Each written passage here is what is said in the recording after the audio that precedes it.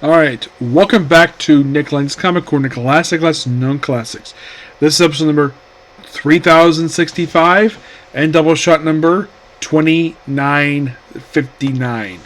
Okay, first discussing the last 9 issues of Superboy and the Ravers. And Carl Kienzler does do the writing for the remaining issues of this book.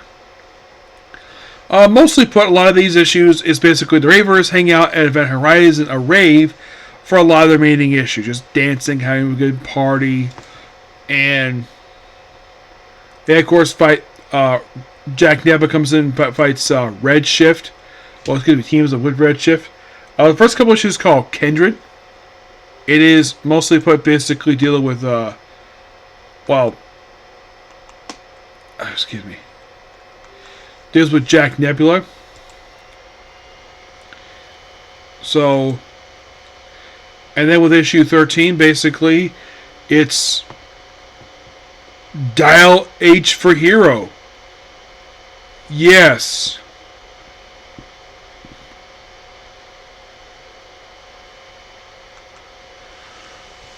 Yeah, it's like they deal with the Dial H stuff for this one single issue. And then 14 is a tie-in to Genesis, which involves to find the Female Furies, a bunch of other new guys characters, which I thought that was really cool. Yeah, and then I just dance. Hang out at a rave for the next few issues. Yes, we have Half-Life basically falling apart. Red Shaft shows up once again. By the end of the book, basically, they did kill off the character Half-Life. Yeah, he actually dies in the third to last issue of the book.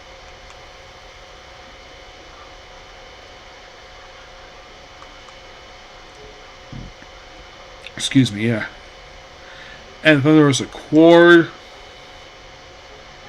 By the last issue, Kendrick Lim gets killed off. Yes, he does. And excuse me. And then by the last issue, basically the Ravers pretty much disband. Yeah, they disband because party's over. Yep, party is over.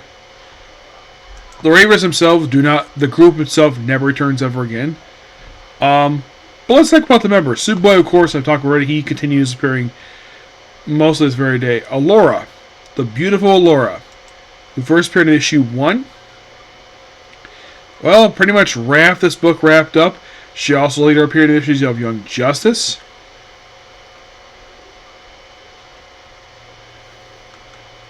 Well, let's see.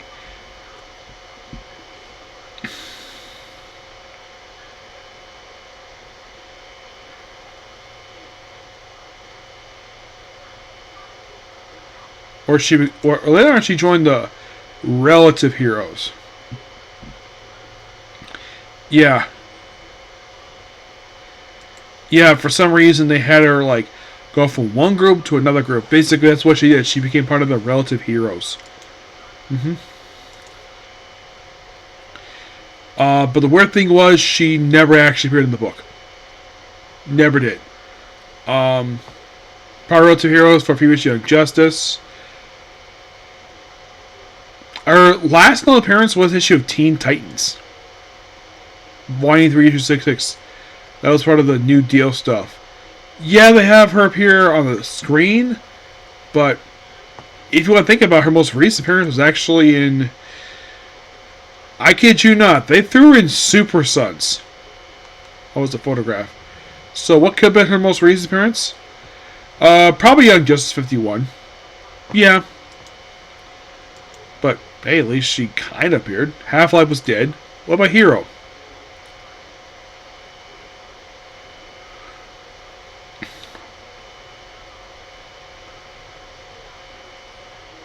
So what did he do right at the book wrapped up? He put an issue of Titans. The Secret Files and Origins book for Titans. Not much. Caliber.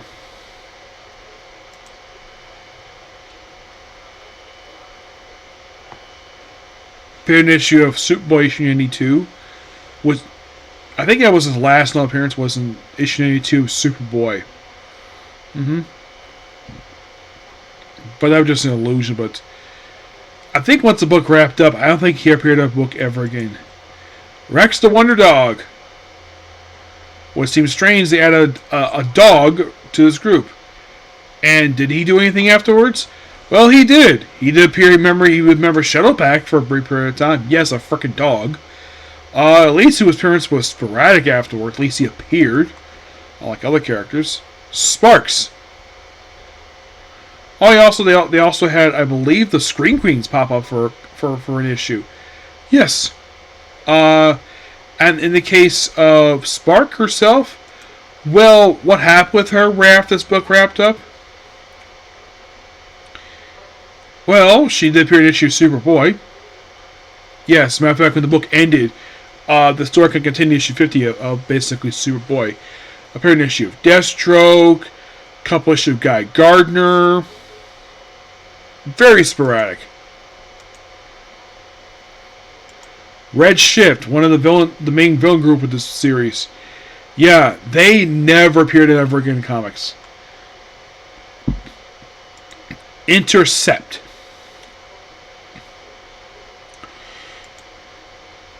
They never appeared ever again. The group, then, anyways. Nightshade still appeared. Still appeared occasionally. She's part of Shadowpact. One of the members is basically Beatrice. Did she do anything after this book wrapped up? Nope. A lot of the characters who were exclusively created for this very series did nothing after this. I mean, literally nothing. The only character aside from Superboy did anything was probably Nightshade and Rex Wonder Dog.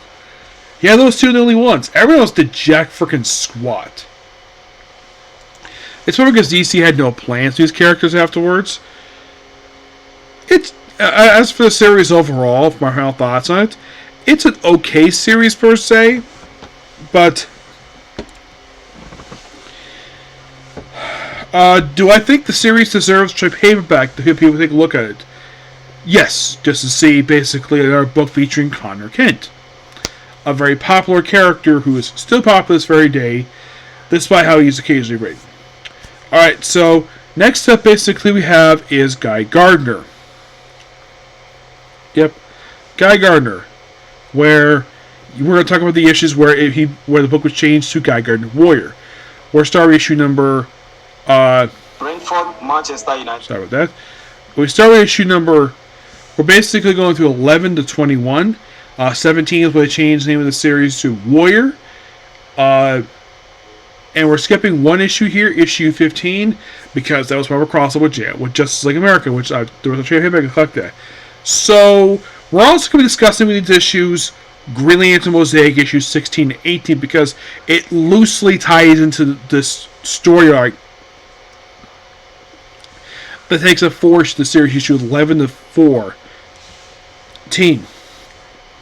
It is known as Guy Gardner Year 1. We have a brand new run in the book, and it's Chuck Dixon. He comes to issue 11, and then he leaves after issue 19.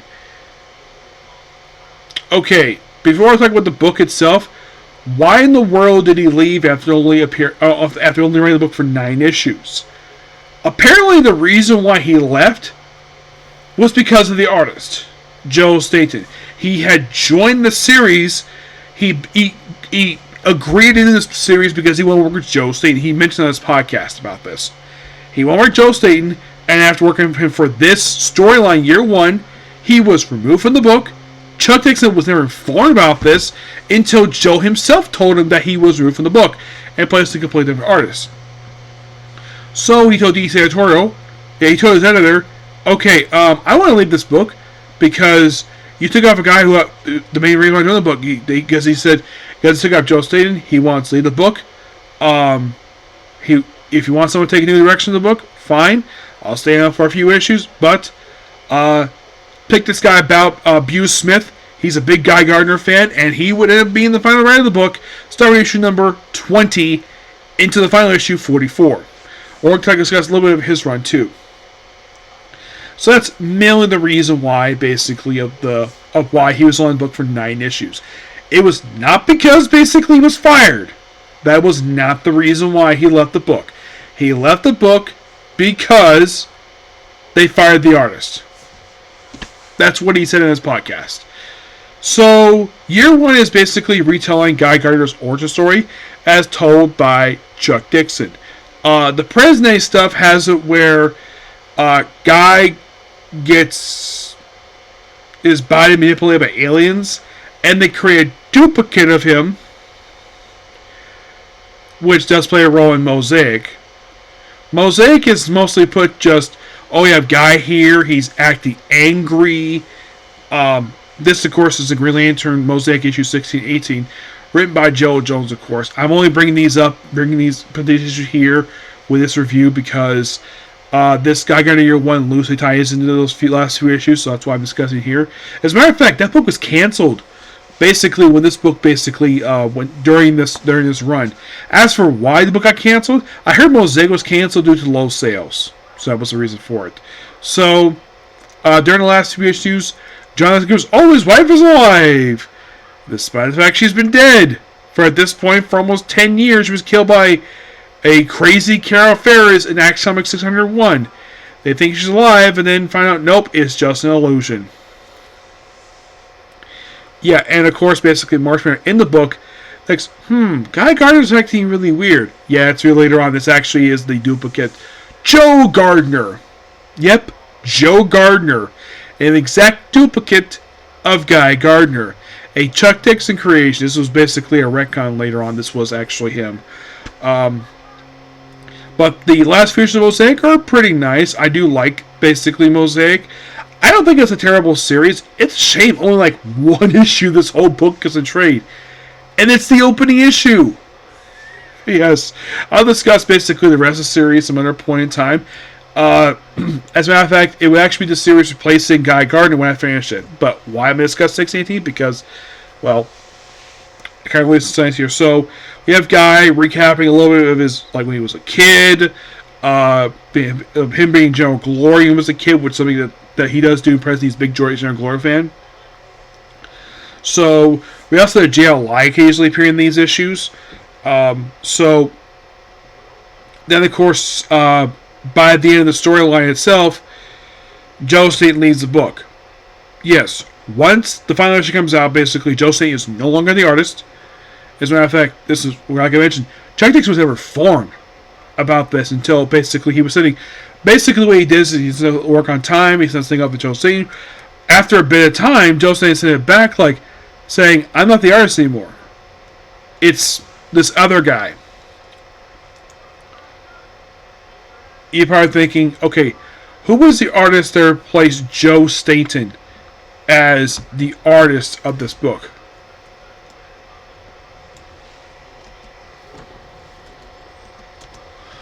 Okay, the answer is Chris Hunter.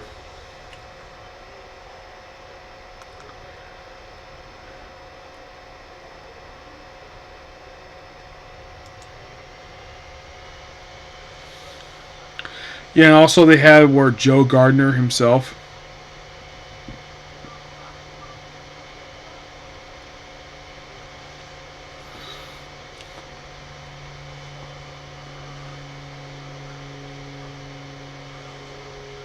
Yeah, basically, like, I only threw in the Guy Gardner, the issues of Mosaic, because basically it was part of Revelation with issue 14. Yeah. Yeah, that was simply the reason for it. Of why I put that in there. Mm-hmm.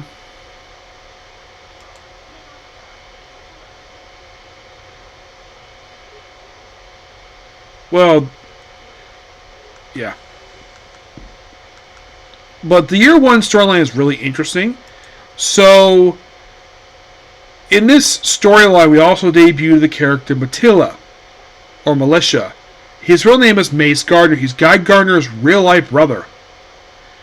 Yes. We also debut Guy Gardner's mom, Peggy. His father, Ronald. Yes. So, Chuck Dixon practically brought in Guy Gardner's family, because this was like a mystery for some people for a while.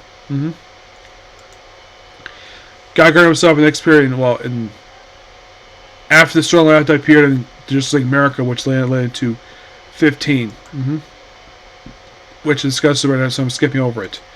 But year 1 was really interesting, what it was. And then we have issue number 16, which was to say was the last issue of Guy Gardner before it gets retitled. We do have first friends character named Honey. Yes, there's one with those weird design with her. A character who was an acquaintance of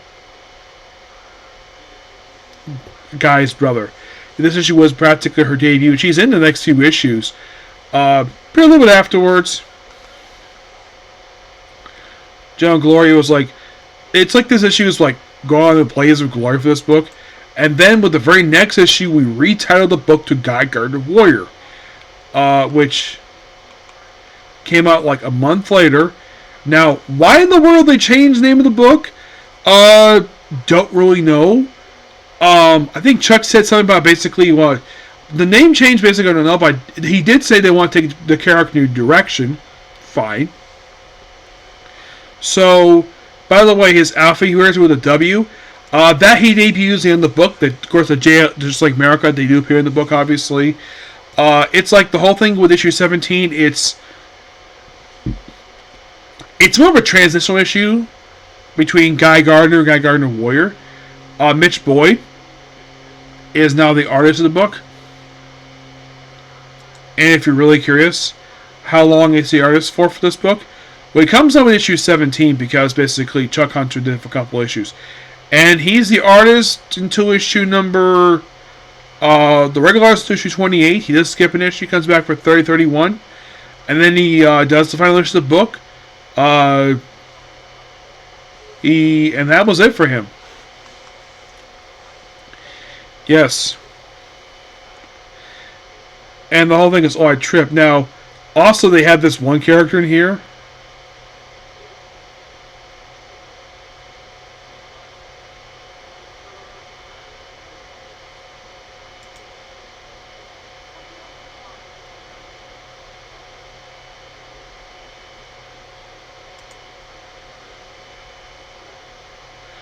They do kill a Green Lantern member in here.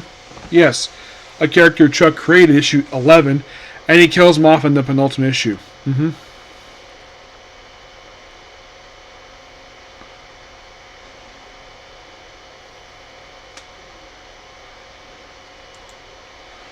Yeah, and also Guy himself basically had a conversation with Ice, which continued from the pages of the other book. So,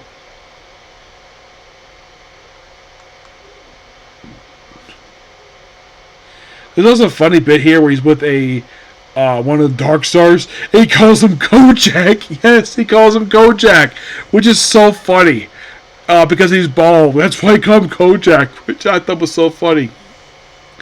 And then Rafty gets his brand new suit. Then the Emerald Twilight Fallout happens, which starts issue 18 and concludes issue 21. Yeah, Guy gets new suit. Finds out what happened with Oa. They do mention the whole thing with Coast City happening in Green Lantern 46. So then him and they just like fly to Oa to fight Hal Jordan. Which that proved to be disastrous. Because Alyssa, who basically at one point was dating Hal, she took some weapons and went with basically members of jail to deal with Hal Jordan. Which members that appear in the issue are Blue Beetle, Ice. Yeah. And of course they go fly out. We also appearance in this book by Alan Scott. Yeah, his appearance in this book was completely random. It's like, oh, let's have frickin' Sentinel pop up in the book. And then like, oh, we have a cliffhanger like, oh crap, and then Chuck Dixon's leaving. And by the way, just like an international group who goes with Guy to Oa. Oh, the guy's name is Farron Kolos. Yeah, this is the guy who debuted in Dark Side of the Moon. Yeah, this is a guy who Guy called Kojak, which is so funny.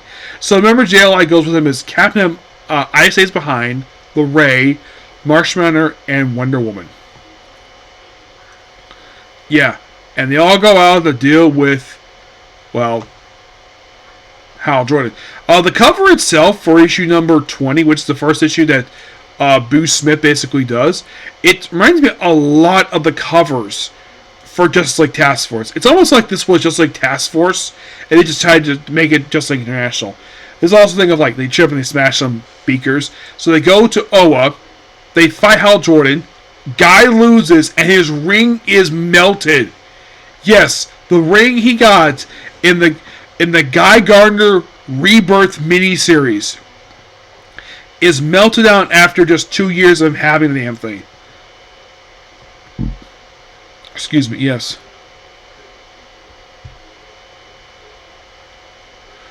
And also, he falls in a coma. Yeah, the event Judgment, which I had previously reviewed, the reason why he's not there in this very storyline is because he's in a coma. So it's like between issues, I think I'd say probably some months, I'd say maybe a couple months passed by. Oh, in the case of Arisa, who was a character debut in Tales of Ground to Quarter number 1, who briefly dated Hal Jordan. In case you're curious, though, how much of this book did she actually appear in? They made her a regular character in issue 20. Well, actually 25. Yeah. And then she's here for pretty much the rest of the book. I got to the Emma Fallout story was really interesting. I like the fact that Hal got a chance to follow up with it. Yeah. And of course also, like, Hal, who's become paralyzed at this point in time. Like, he also hurts Arisa, a woman he once dated. Kara Ferris is nowhere in this storyline. Sinestro is long dead. So, as what happens next with Guy Gardner, that happens in the very next story arc, the Bring Quest, which that's going to be interesting to say the least. But as for these issues as a whole, as for Guy Gardner, the 16 issues that was, well, 11 to 14 and 16, really good. I like the fact it's connected and the fact they kind of explain where the Guy Gardner issues take place between some issues of Justice League America, which is awesome. The transition issue 17 was really good. It's almost like with that point, it's like, ooh, we're going to do more. I think maybe when this issue came out, that either when this issue came out or was it 16, I'm not sure which one it was. He never said which one it was. Where that's when he found out about Joe Staton being replaced. And Bellows Smith, basically, for the first two issues, does a pretty decent job writing the book. Yep. And at this point, because I've already reviewed issue 2734 already, there's not a lot of issues left to go for this book. If you're really curious how much is left, it is like 15 issues in the annual left. So I'm guessing when I come back to the book, I'm probably going to just review the rest.